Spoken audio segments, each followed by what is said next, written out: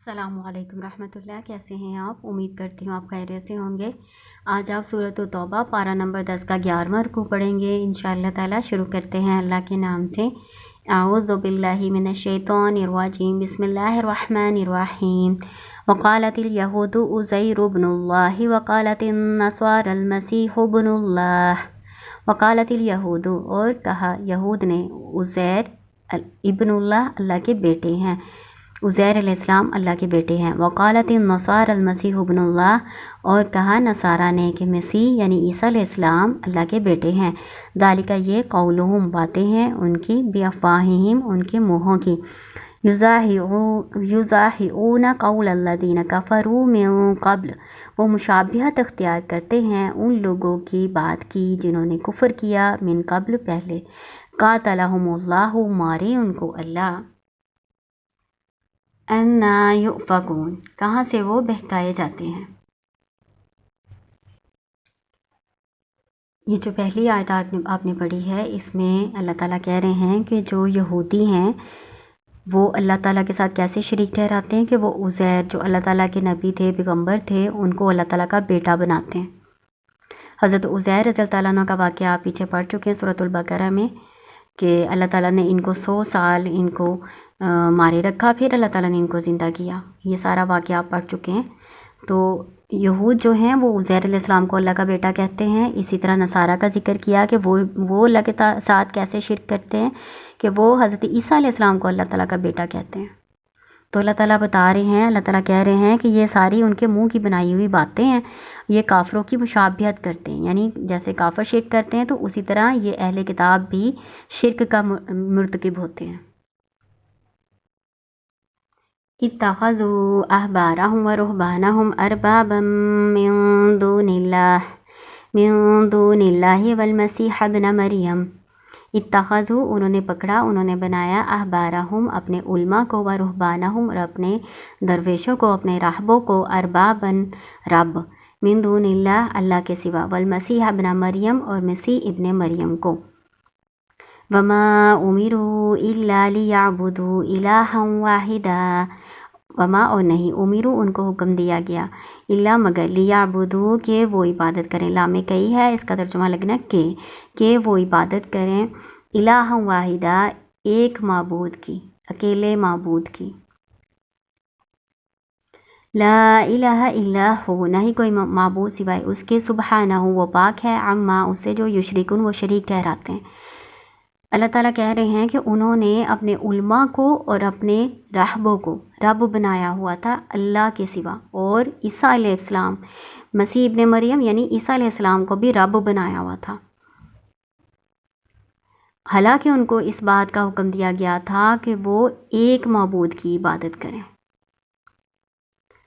جب یہ آیت ایک صحابی نے پڑھی جو پہلے عیسائی تھے، ان صحابی کا نام ہے عدی بن حاتم، وہ پہلے عیسائی تھے۔ انہوں نے جب یہ آیت پڑھی نا تو انہوں نے آپ صلی اللہ علیہ وسلم سے پوچھا کہ ہم نے تو رب نہیں بنایا ہوا تھا اپنے علماء کو اور اپنے راہبوں کو، ہم نے تو رب نہیں بنایا تھا، ہم تو اللہ کو ہی رب کہتے تھے، تو پھر اللہ تعالیٰ نے یہاں پہ کیوں کہا ہے کہ یہود و نصارہ نے عیسیٰ ابن مریم کو اور علماء کو اور اپنے راہبوں کو رب بنایا ہوا تھا؟ اللہ تعالیٰ نے ایسا کیوں کہا ہے؟ تو آپ صلی اللہ علیہ وسلم نے ان کو کہا کہ یہ ٹھیک ہے کہ انہوں نے عبادت نہیں کی، لیکن وہ یہ والا کام کرتے تھے کہ ان کے علماء اور ان کے راہب جس چیز کو حلال کہتے تھے اس کو حلال جانتے تھے، جس کو وہ حرام کہتے تھے تو اس کو حرام سمجھتے تھے۔ تو اس طرح حلال اور حرام کا ان کو اختیار رکھنے والا سمجھنا، یہی تو شرک ہے۔ کیوں بھلا؟ کیونکہ حرام اور حلال کرنے کا اختیار صرف مالک و خالق اللہ تعالیٰ کو ہے اور کسی کو نہیں ہے، اور کوئی جو اس طرح کا کام کرے گا تو پھر وہ شرک کرتا ہے، اور جو کسی کو سمجھے کہ وہ حلال اور حرام کا کوئی اختیار رکھتا ہے تو وہ بھی شرک میں شامل ہے۔ ٹھیک ہے، یہ میں آپ کو حدیث کا مفہوم بتا رہی ہوں، یہ صحیح بخاری کی حدیث ہے۔ عدی بن حاتم رضی اللہ تعالیٰ عنہ کی جو پہلے عیسائی تھے، انہوں نے آپ صلی اللہ علیہ وسلم سے اس بارے میں دریافت کیا، تو آپ صلی اللہ علیہ وسلم نے بتایا کہ رب بنانا، عبادت کرنا ان کا یہی تھا کہ وہ اپنے علماء کو اور اپنے راہبوں کو سمجھتے تھے کہ وہ حلال اور حرام کا اختیار رکھتے ہیں، اسی طرح عیسیٰ علیہ السلام کو وہ اللہ تعالیٰ کے ساتھ شریک ٹھہراتے تھے، وہ تو آپ جانتے ہیں کہ ان کو وہ رب سمجھتے تھے، اس کا تو آپ کو پتہ ہے۔ اس کے بارے میں جو آپ صلی اللہ علیہ وسلم کی حدیث سے میں نے آپ کو بتایا نا، وہ یاد رکھنا ہے کہ علماء اور راہبوں کو کیسے وہ انہوں نے رب بنایا تھا کہ ان کی اطاعت کرتے تھے۔ اطاعت ہی دراصل عبادت ہوتی ہے۔ احبار جو ہے نا ہبر سے نکلا ہے، ہبر سیاہی کو کہتے ہیں، کیونکہ یہ لکھتے رہتے تھے، ان کے ہاتھ سیاہ رہتے تھے علماء کے، تو اس لیے ان کو احبار کہا جانے لگ گیا۔ اس کے علاوہ کہتے ہیں ہبر خوبصورت چیز کو کہتے ہیں، یعنی جو بندہ خوبصورت سجا کے باتوں کو بیان کرنے والا ہو، خوبصورتی سے بیان کرنے والا ہو، اس کو بھی ہبر احبار کہتے ہیں۔ اچھا، ایک بات پر غور کریں، اللہ تعالیٰ نے کہا ہے کہ ان کو حکم دیا گیا تھا کہ وہ معبود کی عبادت کریں، واحدہ ایک۔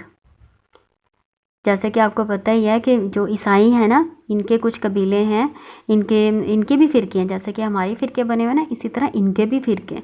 تو ان کا ایک فرقہ جو ہے وہ تو کہتا ہے کہ جو مسیح ابن مریم ہے نا، یہ دراصل اللہ ہی ہے، اللہ تعالیٰ ان کی شکل میں زمین پر آئے ہیں، یہ بھی شرک ہو گیا۔ پھر ایک فرقہ ان کا جو ہے نا عقیدہ تثلیث میں ملوث ہے۔ عقیدہ تثلیث کیا ہوتا ہے یہ بھی آپ پہلے پڑھ چکے ہیں، سورۃ آل عمران میں آپ کو بتا چکی ہوں۔ عقیدہ تثلیث یہ ہے کہ تین خدا ہیں، تین خداؤں کا عقیدہ تثلیث کہلاتا ہے، یعنی اس میں بھی قبیلے ان کے بن جاتے ہیں، فرقے بن جاتے ہیں۔ کس طرح سے کہ کچھ کہتے ہیں کہ اللہ تعالیٰ، حضرت مریم اور عیسیٰ علیہ السلام، ان تینوں خداؤں کو ملائیں تو پھر ایک اللہ بنتا ہے، یعنی تین جز ہیں اللہ کے۔ پھر ایک ان کا فرقہ ہے، وہ کہتا ہے کہ عیسیٰ علیہ السلام، اللہ تعالیٰ اور حضرت جبریل علیہ السلام، ان تینوں کو ملائیں تو پھر اللہ بنتا ہے، یعنی اللہ تعالیٰ ان تین حصوں میں منقسم ہے، تو یہ بھی غلط ہو گیا ہے نا۔ تو اللہ تعالیٰ نے ان کی عقیدہ تثلیث کو رد کر کے نا تو کہا ہے واحدہ ایک، تین نہیں ہے، ایک ہے، ٹھیک ہے۔ لا الہ الا ہو، کوئی معبود نہیں سوائے اس کے، سبحانہ وہ پاک ہے، اما یشرکون، اسے جو وہ شرک ٹھہراتے ہیں، جن بھی چیزوں کو اللہ کا شریک ٹھہراتے ہیں اللہ تعالیٰ ان سب سے پاک ہے، اللہ کی ساتھ کوئی شریک نہیں ہے۔ یریدون ان یطفئوا نور اللہ بافواہہم ویأبی اللہ الا ان یتم نورہ ولو کرہ الکافرون۔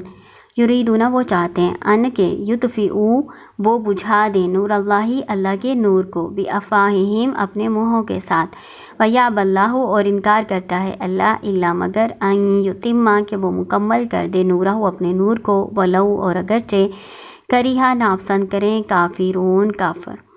اللہ تعالیٰ کہتے ہیں کہ یہ جو لوگ ہیں یہود و نصارہ، یہ کیا چاہتے ہیں کہ اللہ کے نور کو، یعنی نور سے مراد دین حق ہے، ہدایت ہے۔ اللہ تعالیٰ کا دین حق کون سا ہے؟ اسلام۔ وہ چاہتے ہیں کہ اسلام کو، جو دین حق ہے اور جو اللہ کی طرف سے ہدایت ہے، اس کو بجھا دیں اپنے منہ کی باتوں سے،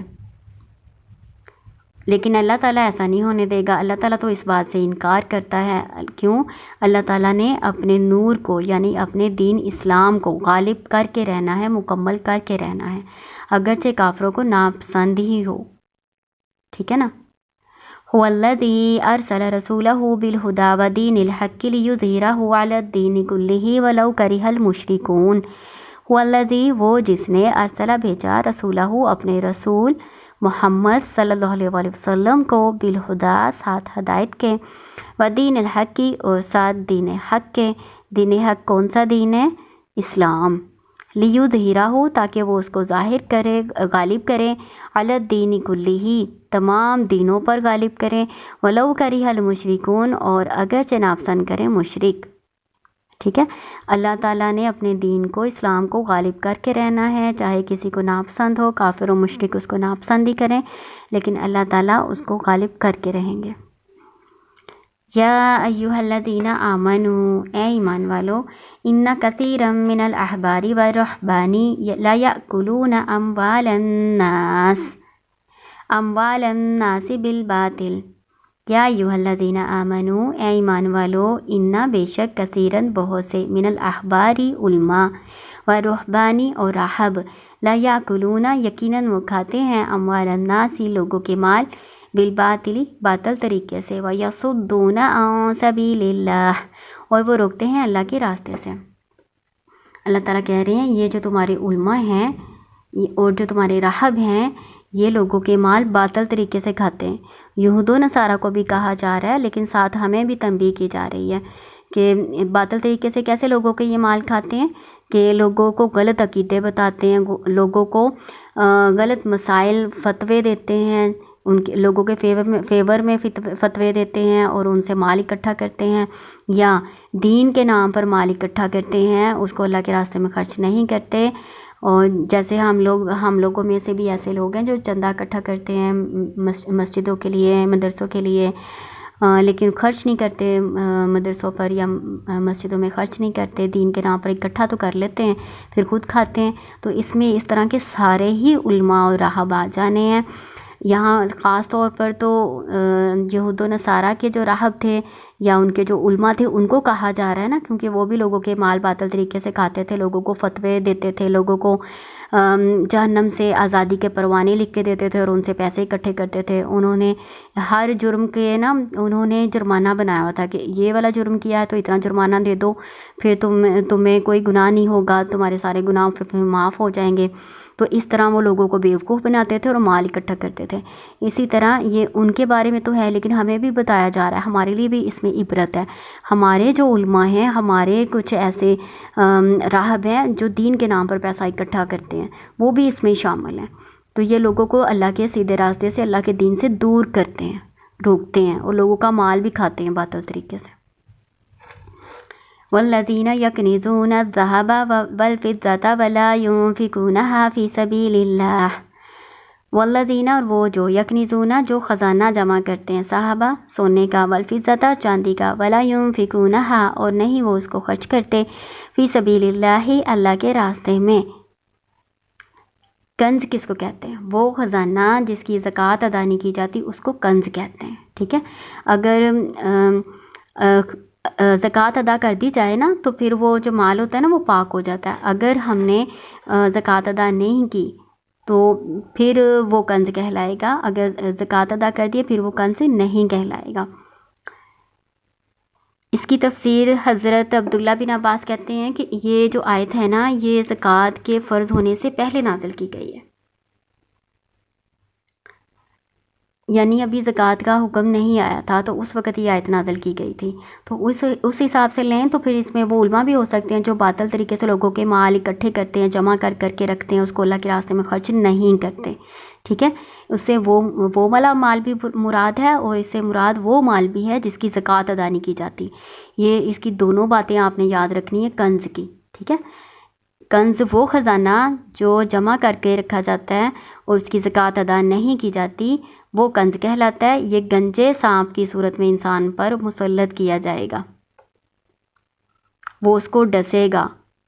اس کے علاوہ یہ بھی حدیث سے میں آپ کو بتا رہی ہوں کہ وہ گنجے سانپ کی صورت میں اس کا جو خزانہ جمع کر کے رکھتا تھا اس کی زکوٰۃ ادا نہیں کرتا تھا تو گنجے سانپ کی صورت میں اس پر مسلط کیا جائے گا، وہ اس کو ڈسے گا، اس کو کہے گا کہ میں تمہارا وہ مال ہوں جو تم نے جمع کر کے رکھا تھا۔ ایک یہ بھی حدیث کے مطابق بالکل ٹھیک ہے، اور اس کے مطابق میں نے آپ کو کیا بتایا، یہ وہ مال بھی ہو سکتا ہے جو علماء اور راہب لوگوں سے باطل طریقے سے لیتے تھے اور ان کو جمع کر کے رکھتے تھے اور اللہ کے راستے میں خرچ نہیں کرتے، ٹھیک ہے نا، یہ وہ مال بھی ہے۔ تو اس کی سزا قرآن میں آگے بتائی ہوئی ہے، اگلی آیت ہم پڑھیں گے نا تو اس میں اللہ تعالیٰ نے ان کی سزا بتائی ہوئی ہے، ایسے راہبوں کی، ایسے دیندار لوگوں کی جو بظاہر دیندار بنتے ہیں، دین کے نام پر پیسہ اکٹھا کرتے ہیں پھر اس کو خرچ نہیں کرتے، ان کی سزا اگلی آیت میں ہم پڑھتے ہیں۔ فَبَشِّرْهُمْ بِعَذَابٍ أَلِيمٍ پس خوشخبری دے دو ان کو دردناک عذاب کی۔ یوم یحمى علیہا فی نار جہنم فتقویٰ، یوم جس دن، یحمى تپایا جائے گا، علیہا اس کو، فی نار جہنم جہنم کی آگ میں، فتقویٰ پھر داغا جائے گا، بہا ساتھ اس کے، کس کے ساتھ؟ وہ سونے اور چاندی کے جو اس نے خزانے رکھے تھے نا اس کے ساتھ، جباہہم ان کی پیشانیوں کو، وجنوبہم اور ان کے پہلوؤں کو، وظہورہم اور ان کی پشتوں کو، ھذا یہ، ما کنزتم جو تم نے خزانہ اکٹھا کیا، لِأَنفُسِکُم اپنے لیے، فَذُوقُوا پس چکھو، ما کنتم تکنیزون جو تم خزانہ اکٹھا کرتے تھے۔ یہ سزا بتائی گئی ہے اس میں کہ جو اللہ کے راستے میں خرچ نہیں کرتے تھے، جمع کر کے رکھتے تھے، کیا کیا جائے گا، اس جو سونا چاندی اس نے جمع کیا تھا نا، اس کو تپایا جائے گا اور اس سے ان کو داغا جائے گا۔ الشہور عند اللہ اثنا عشر شہرا، الشہور مہینے، عند اللہ اللہ کے نزدیک، اثنا عشر شہرا 12 مہینے ہیں، فی کتاب اللہ اللہ کی کتاب میں، یوم خلق السماوات والارض منها 4 حرم، یوم جس دن سے خلق السماواتی پیدا کیے اس نے آسمان والارض اور زمین، منہا اس میں سے 4 حرم حرمت والے ہیں، ذالک الدین القیم یہ سیدھا دین ہے، فلا تظلموا فیہن پس نہ تم ظلم کرو ان مہینوں میں، انفسکم اپنی جانوں پر، وقاتلوا المشرکین اور قتال کرو جہاد کرو مشرکین سے، کافتن سب مل کر، کما جیسا کہ یقاتلونکم کافہ وہ لڑائی کرتے ہیں تم سے سارے مل کر، وَعْلَمُوا اور جان لو، ان اللہ بے شک اللہ تعالیٰ مع المتقین متقین کے ساتھ ہے، پرہیزگاروں کے ساتھ ہے۔ اس میں اللہ تعالیٰ کہہ رہے ہیں کہ مہینوں کی گنتی اللہ کے نزدیک 12 مہینوں کی ہے، یعنی اللہ تعالیٰ نے جب سے زمین و آسمان کو بنایا 12 مہینے ہیں اور اس میں سے 4 مہینے حرمت والے ہیں۔ 4 مہینے کون سے حرمت والے ہیں؟ ذوالقعدہ، ذوالحجہ، محرم اور رجب، ٹھیک ہے، یہ 4 مہینے حرمت والے ہیں، آپ پیچھے بھی پڑھ چکے ہیں ان کے بارے میں۔ اللہ تعالیٰ کہہ رہے ہیں یہی دین سیدھا ہے، تم اس میں اپنی جانوں پر ظلم نہ کرو۔ ان مہینوں میں کیا ظلم کیا جا سکتا ہے کہ اللہ کی نافرمانی نہ کرو۔ ان مہینوں کی حرمت کیا ہے کہ ان مہینوں میں اللہ تعالیٰ نے لڑائی جھگڑے سے منع کیا ہے، جنگ کرنے سے منع کیا ہے، تو ان مہینوں میں لڑائی جھگڑا جنگ وغیرہ نہ کرو۔ اگر تم کرو گے، اللہ کی نافرمانی کرو گے تو اپنی جانوں پر ظلم کرو گے۔ وقاتل المشرکین کافۃ اور تم لڑائی کرو مشرکین سے مل کر، جیسا کہ وہ لڑائی کرتے ہیں تم سے سارے مل کر۔ اگر کافر لوگ ان مہینوں کی بے حرمتی کرتے ہیں، ان کی حرمت کا خیال نہیں رکھتے اور مسلمانوں سے جنگ کرتے ہیں، تو پھر مسلمانوں کو اجازت ہے کہ وہ ان سے جنگ کر سکتے ہیں۔ اس کے بارے میں حدیث ہے، اس آیت کی تفسیر صحیح بخاری میں بیان کی گئی ہے، میں آپ کو اس کا ترجمہ بتا دیتی ہوں۔ آپ صلی اللہ علیہ وسلم نے فرمایا، حجۃ الوداع کے موقع پر یہ فرمایا کہ زمانہ گھوم گھما کر پھر اسی حالت پر آ گیا جس حالت پر اس وقت تھا جب اللہ تعالیٰ نے آسمانوں اور زمین کی تخلیق فرمائی۔ سال 12 مہینوں کا ہے، جن میں 4 حرمت والے ہیں، 3 پے در پہ، ذوالقعدہ، ذوالحجہ اور محرم، اور چوتھا رجب جو جمادی الاخر اور شعبان کے درمیان میں ہے۔ یہ صحیح بخاری کی حدیث کا ترجمہ میں نے آپ کو بتایا ہے جو سورۃ توبہ کی تفسیر میں بیان کیا گیا ہے۔ تو اس میں لڑائی جھگڑے سے منع کیا گیا ہے۔ انما النسیء زیادۃ فی الکفر یضل بہ الذین کفروا یحلونہ عاما ویحرمونہ عاما لیواطئوا عدۃ ما حرم اللہ فیحلوا ما حرم اللہ۔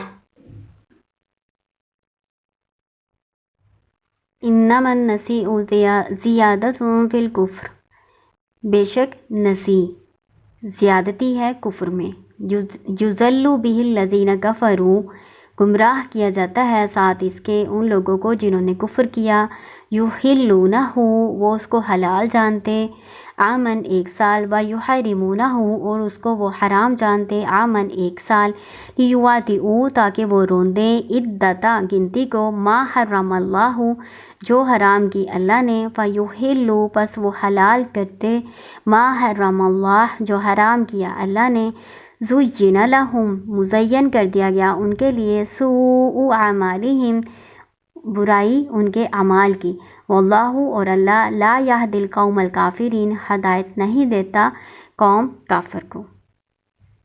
نسی کسے کہتے ہیں؟ نسی کا مطلب ہوتا ہے پیچھے کرنا۔